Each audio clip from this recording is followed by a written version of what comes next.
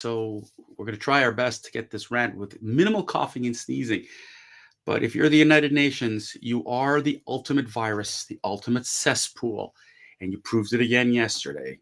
Ladies and gentlemen, welcome back to the Rant Network. It's a podcast hosted by my friend Stuart Pascal and myself, David Solomon, where we bring you unfiltered and uncensored conversations on a wide variety of topics.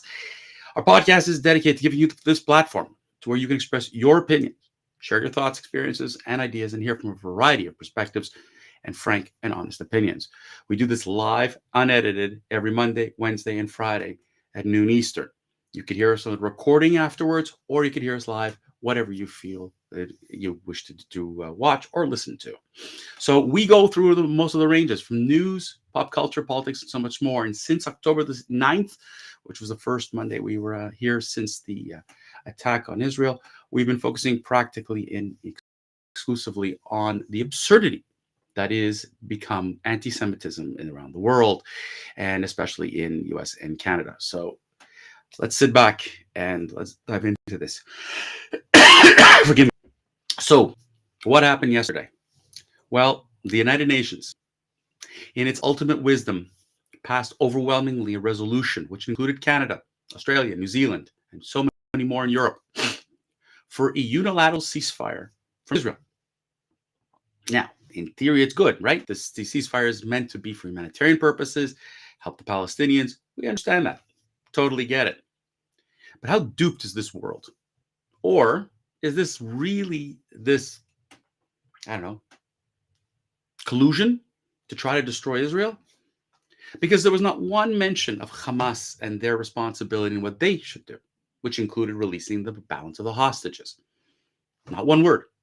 They have yet to condemn Hamas for this action. They have yet to condemn Hamas as a terrorist organization.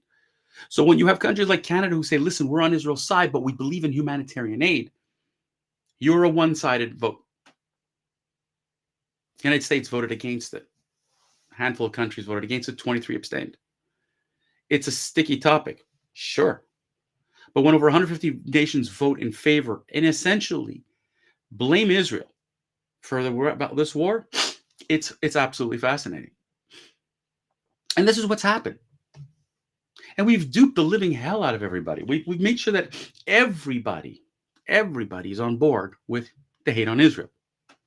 I mean, it's obvious. The United Nations has done more for terror organizations more recently than at any time in history. Yes, they brought Yasser Arafat by helicopter in the early 70s.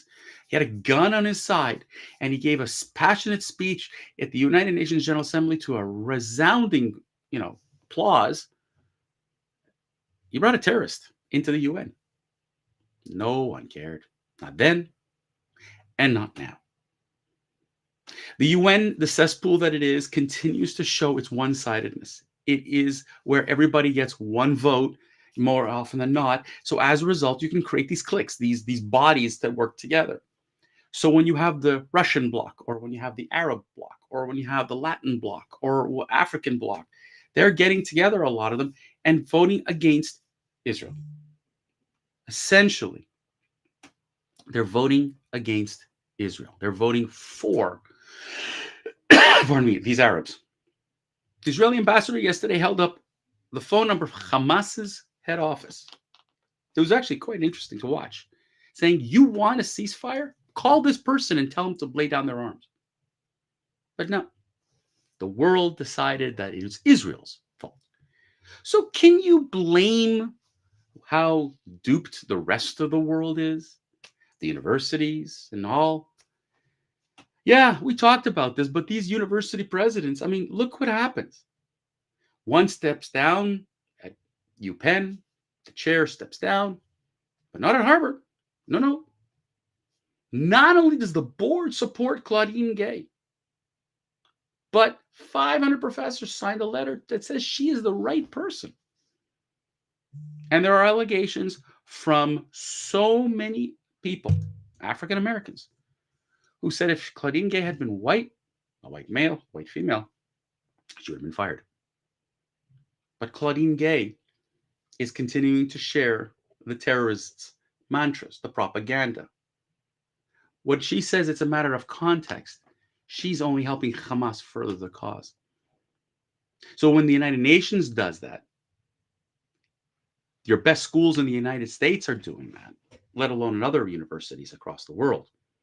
And your politicians like Joe Biden, who at the face says, I'm here to support Israel, and then in a private donor event says, Israel is indiscriminately bombing Palestinians. More propaganda for Hamas. President Biden told Benjamin Netanyahu, bottom line was that the world is losing support for Israel. Israel's not going to have its support anymore. Pardon me. That Israel is going to be alone if they don't take care of the Palestinians. And this is the question I ask. Why? Were Palestinians or any Arabs or Muslims being taken care of recently in Pakistan when 2 million Afghanis were thrown out? Nope. When Assad bombed his own people, the president of Syria, was there any condemnation? Was there any support? Nope. So this whole notion that Muslims and Arabs say they're supporting their brothers and sisters in this cause. Now I'm going to use the word, it depends on the context. That's right, it depends on the context. If it's Muslim against Muslim or Arab against Arab, the world throws their hands up in the air. If the United States or the West somehow gets their fingers involved, as we saw in Afghanistan and Iraq, then the Muslim world gets a little ornery.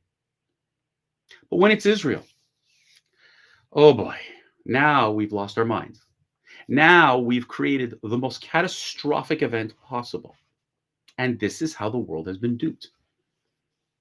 The belief that they are the oppressed, the belief that they are constantly being oppressed by Israel, is what the United Nations and what universities love to hear. We're here to help the oppressed, and the oppressor shall be punished. Now, have you ever asked yourself why aren't countries asking themselves, or universities asking themselves, why Egypt or Jordan won't open their borders to Palestinian refugees? 1 million Syrian refugees left, no problem. Canada took in 25,000. Why is the world not opening the doors for for Palestinian refugees? Huh? You ever wonder that? No, because you can't ask that question, because the whole focus is on Israel. So let's focus on Israel for just a second. Why is the United Nations and why are universities so afraid to tell the truth about Israel? Democracy. Imagine that. Democracy. When you look at the nations surrounding Israel, the Arab countries, the Muslim countries, there is no democracy. Let's be realistic. You could say, oh, but they all have elections.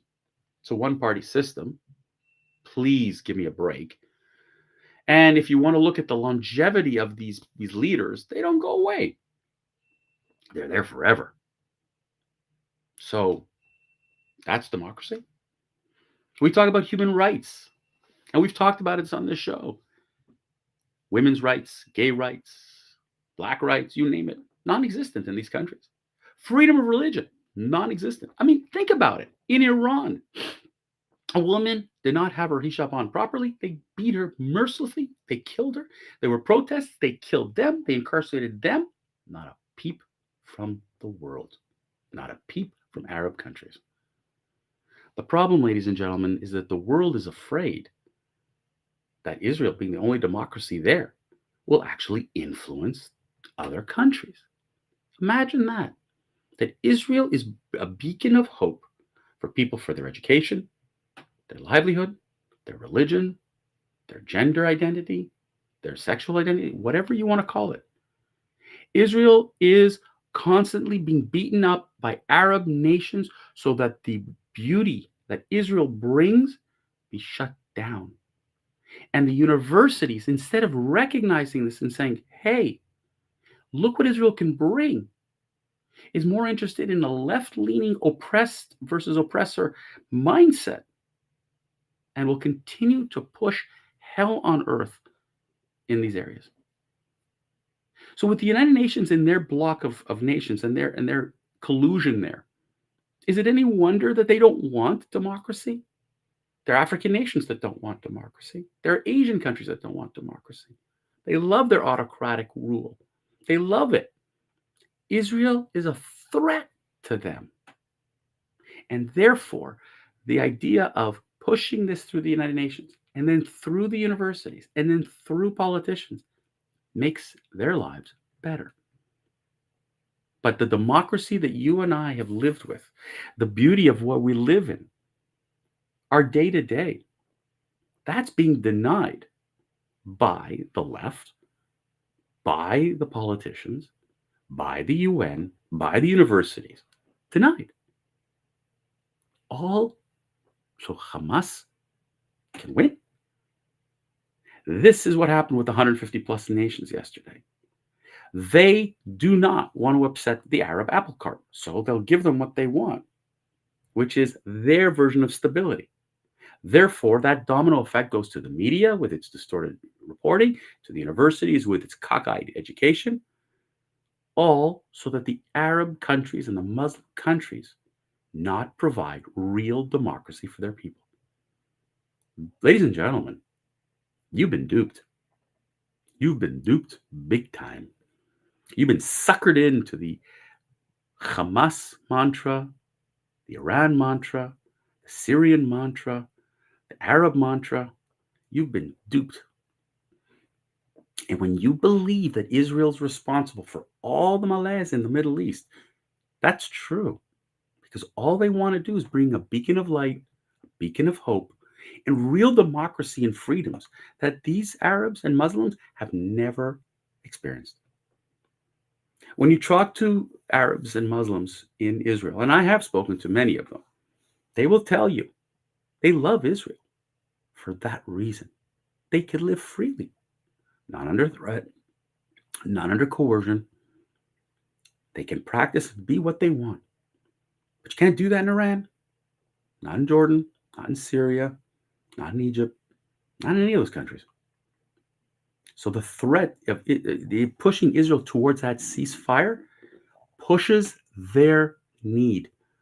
That's why you've got such a strong push towards forcing Israel towards a ceasefire and not Hamas. The world continues to be duped and to think that it's only an Israel-Arab conflict, when in reality, this is a conflict between Muslims and the West. It is coming here. We saw that on September 11th, and people have forgotten about it. We've seen this in other incidents. People have forgotten about it. This battle, this ideology, is about saving democracy. That's what people fought for in World War II.